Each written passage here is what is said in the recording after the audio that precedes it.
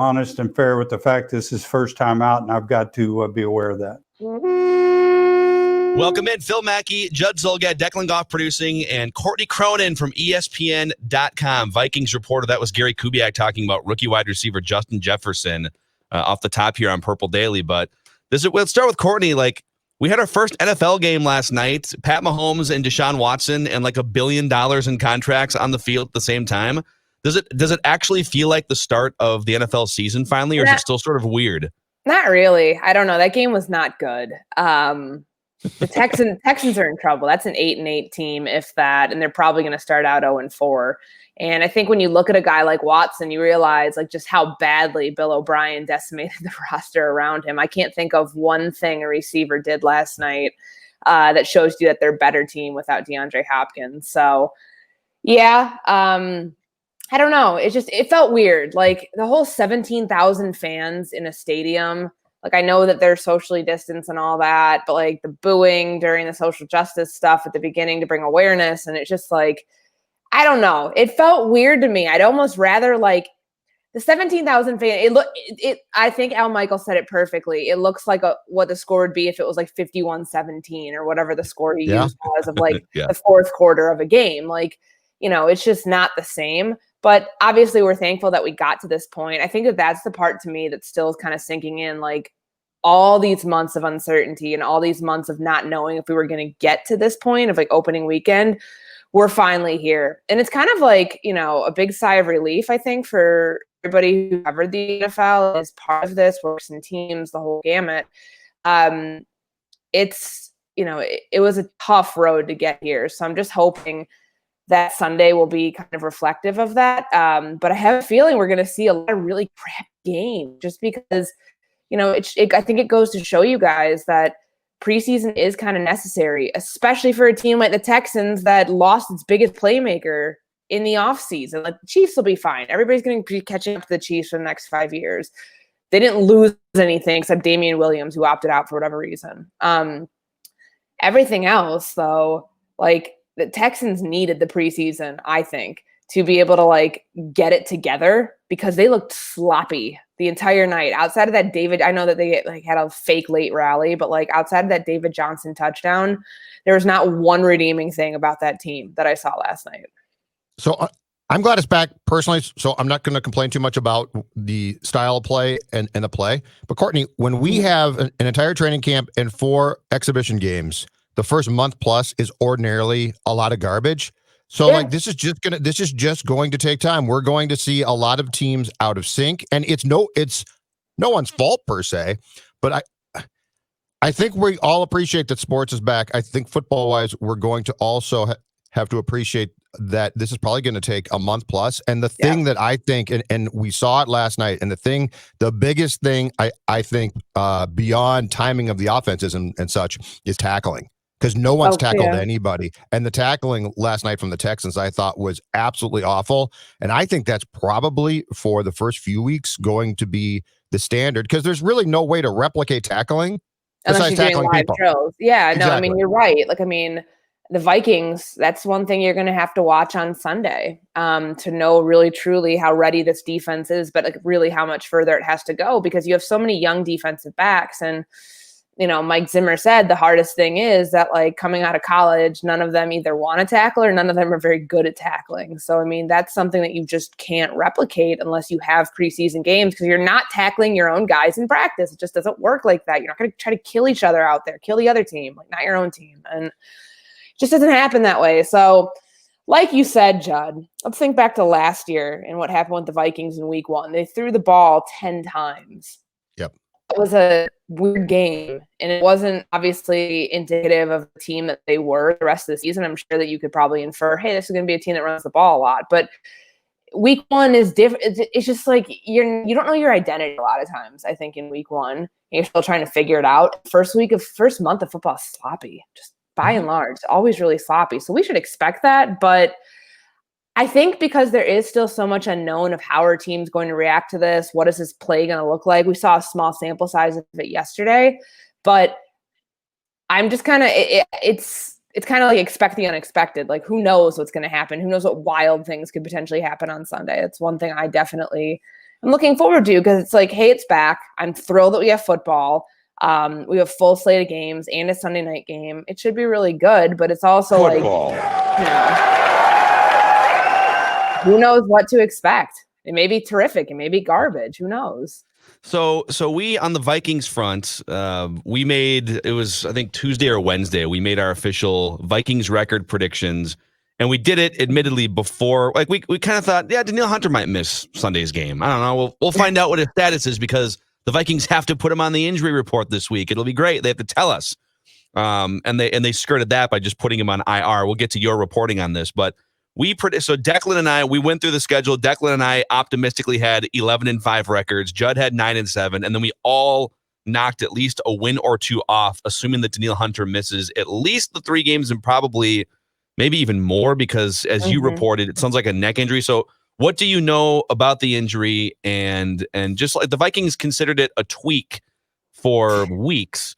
And now he's not going to play until at least October. So what are you hearing about this? Yeah, I mean, I reported that it's a neck injury, because it is. And I think it's something still, though, that they're not super concerned about. Like, what I was told is, like, he'll go on IR, but it's not like they don't anticipate there being this long period of, do we keep him on IR? Can we elevate him after the 3 weeks are up? It's a precautionary thing, because if you lose him for the season, you're done. I'm sorry. I don't care if you add Unique Ngakoue, if you have other pieces. He's the most important part of that defense. That is a fact. So if you lose him for the whole season, you're screwed.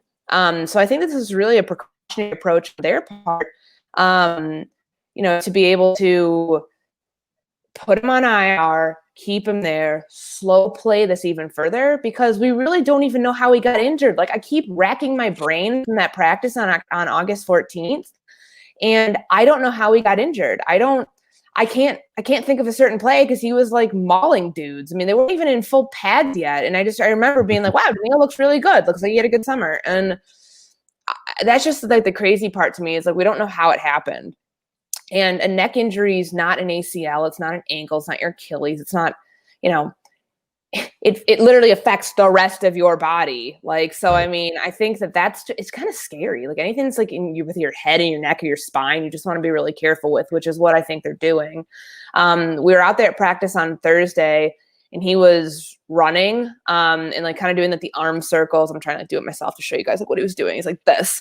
That's wax. I think that's wax on, wax off is what that was. But it's me in third grade gym class. Yeah, do the rolls. He was going up and down the rehab field, doing stuff like that, doing some individual stretching, some work like that. We haven't seen him work with like medicine balls or anything that's like a weighted object yet, or we haven't seen him hit a bag. But so it clearly seems like he's still kind of in the early process of this. But I think the Vikings are just taking a better safe than sorry type approach and going to slow play this. Maybe, obviously they knew the severity of this injury when Unique Ngakoue was brought in here. At least they probably had an idea, because, the timing of it is just too coincidental to be like, oh, you're just going to get this other Pro Bowl pass rusher when your other one's about to go on IR. So I think that they're in a good spot, at least having Ngakoue on the other side. But now, how is he going to be used? I think you honestly put him wherever the best tackle is, and you potentially move him around, because we don't know who's going to play right tackle, right? Since Matt LaFleur wouldn't tell us that the other day. So it's, I think that there's ways to mitigate the loss of Hunter, but I don't think you can overcome that, especially in week 1 when you haven't, had a true game together. I know they had a scrimmage, but it's not the same.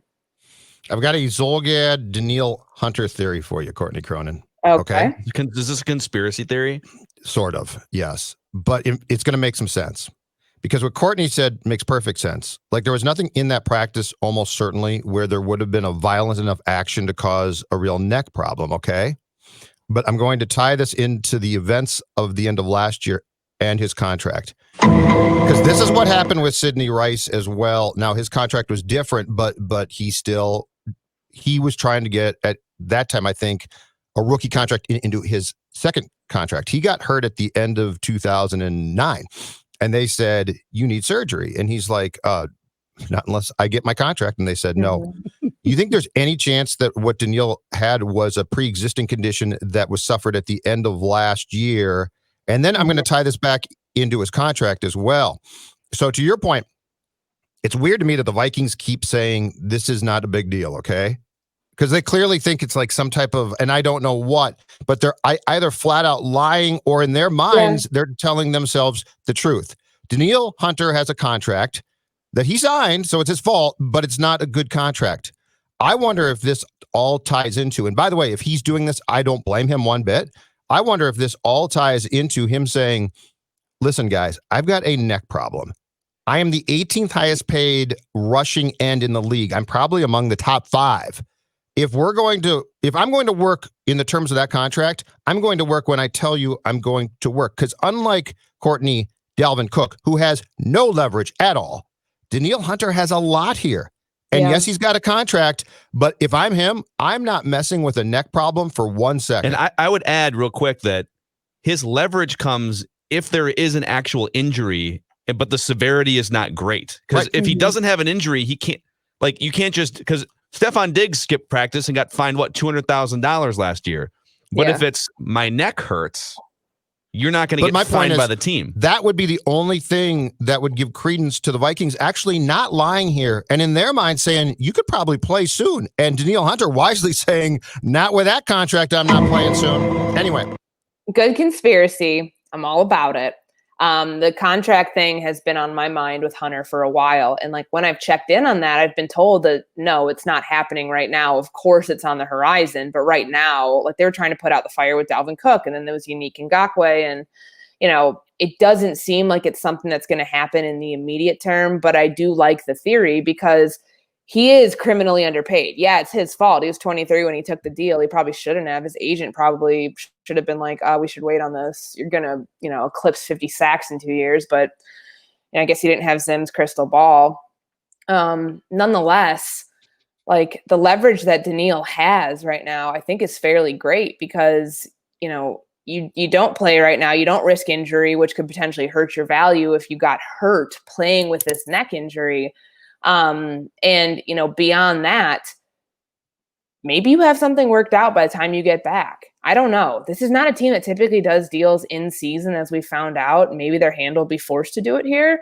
But either way, I don't think the contract thing is completely just, assumption at this point, Judd. I feel like there's got to be some sort of credence to it because sooner or later the team's going to have to address it.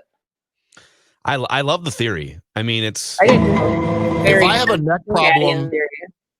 I have a neck problem and I'm as good as he is and I am not well paid, I am not risking anything for you. Also, like if you start to unpack this, there's a lot of people are probably thinking, well, guys, like it's just a neck. Like, why can't it just be that he has a neck injury? And let's go back and sort of peel back the layers. The Vikings have called it a tweak and have downplayed it for 3 weeks at this point, right? And so the Vikings have always been secretive, and Mike Zimmer is not necessarily going to get up there and like he'll reveal things, but he's not necessarily going to get up there and be an open book like Mike Tice used to be 15 years ago. Mm-hmm. So the question is, were the Vikings downplaying the injury, knowing that there was more to it that Judd has brought up, or is it an actual neck injury and they've just wanted to keep it a secret from the Green Bay Packers for 3 weeks or something? Like, what is the Vikings' motivation to downplay something that's going to knock him out for at least 2 months when you account for the beginning of the missed practices?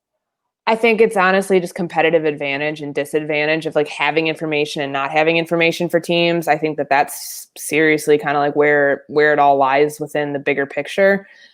Coaches crazy. I think any sort of competitive advantage of withholding information from, another team is important. My theory though, is that, it was actually a tweak. He had the injury before, but he tweaked it that day. So it's you know what I mean? I think it was kind of he re-aggravated something or aggravated something that, was something that it kind of blew up into something bigger. So technically it was a tweak. He's not lying flat out. I mean, this is all hearsay and my brain working, but that's where I go with it. But there's just, it's hard to tell. There's just no transparency with it. So you really don't know when it happened. And we've requested Danielle. We have not been able to talk to Danielle. Now we certainly will not until that first week of October at the earliest. So, all right. So final thing on this here, because this is interesting. And I think you nailed it, that if this is something that knocks him out for a large portion of the season, the NFC is ridiculously competitive, and you're not just going to be able to like get away with losing a critical piece of your defense for, let's say, half the season. So if let's say he comes back after 3 games, and that's scenario 1, and he comes back and it is just a tweak, and they were just being cautious, and he still plays 13 games, versus if he's out for like more than half the year, how do those 2 scenarios impact what you think of the Vikings' chances to make the playoffs, win the division, et cetera, et cetera? Well, I think that, without Danielle Hunter, the pass rush was a little suspect this year because they got rid of literally everybody that was next to him that was any good, with Linval Joseph and Everson Griffin and departing in free agency. Then you bring in Michael Pierce. Well, Michael Pierce opts out, and then you have Danielle Hunter. Okay, Danielle Hunter's hurt. So it's like there's a constant like up and down with the defensive line. You're wondering, okay, like your edge spots are really important with this defensive line because you don't have the 3 technique that you had with Sheldon Richardson a few years ago. You don't.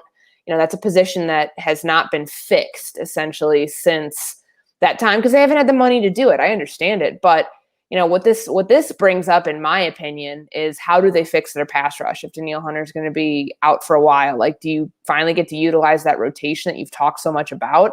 How do you make sure that Ngakoue is going to be able to be effective? Like, so he's not getting all the attention on one side. I mean, I think there's just like so much there that, makes you, I'm not saying that like Danielle Hunter, when you're talking about like wins and losses and like the fact that he hasn't that he's worth a whole win or a loss, but like I didn't pick them this week. I picked the Packers. I think my score was 24-21. I did not pick the Vikings this week. I didn't just do it because of Danielle Hunter. I think that is a big part of it because it's like, think about it for like, let's think logically. Pass rush comes from one side. What's Rodgers going to do? He's going to roll out to the other side and find somebody down the side of that side of the field. Like he's going to roll away from the pressure. The pressure's only coming from one side. Like, and I'm not saying that you can't pressure the quarterback with Jalen Holmes or Fadi Odenigbo or even Eddie Yarborough, but I haven't seen it in a real live game yet. Like, I don't know what that's like. So I honestly, I have a lot of doubt about that. On top of the fact, when you don't have a stout pass rush, your back end gets exposed. You have a lot of young corners. Like, it's a problem. And Rodgers is smart. I mean, he knows how to pick apart young players. Like, it's a dream for someone like him. So I just don't think, since it all kind of works in conjunction with each other, I just don't think it's going to be a great outcome this Sunday. I'll happily eat my words if I'm wrong. But, like, is this going to be a long-term effect? Potentially. It's really going to, I think, depend how those corners come up to speed and how quickly that can happen in order to kind of mitigate the loss of Danielle Hunter up front if you're not getting pressure on the quarter the way that you want to. They had trouble last year. I mean, look at Rodgers' numbers in week 2 when he wasn't pressured. Like, that's a problem. Who do you think starts at left defensive end on Sunday? And do you think that this is finally the entree for Zim to decide that Anthony Barr is going to have more of a role in the pass rush game to make up for that left end? Good point. Yes and no, because I think that the whole thing with Barr is like, and I've talked with Andre Patterson about this, it's if you're not going to have him be a consistent pass rusher, like, if he's not doing it all the time, you can't expect him to be like this awesome pass rusher. Because it's just like, it's not what he's asked to do. So yeah, I don't know if his role will change that much. Should it? I felt like it should have changed 2 years ago when they were toying around with this idea, but what do I know?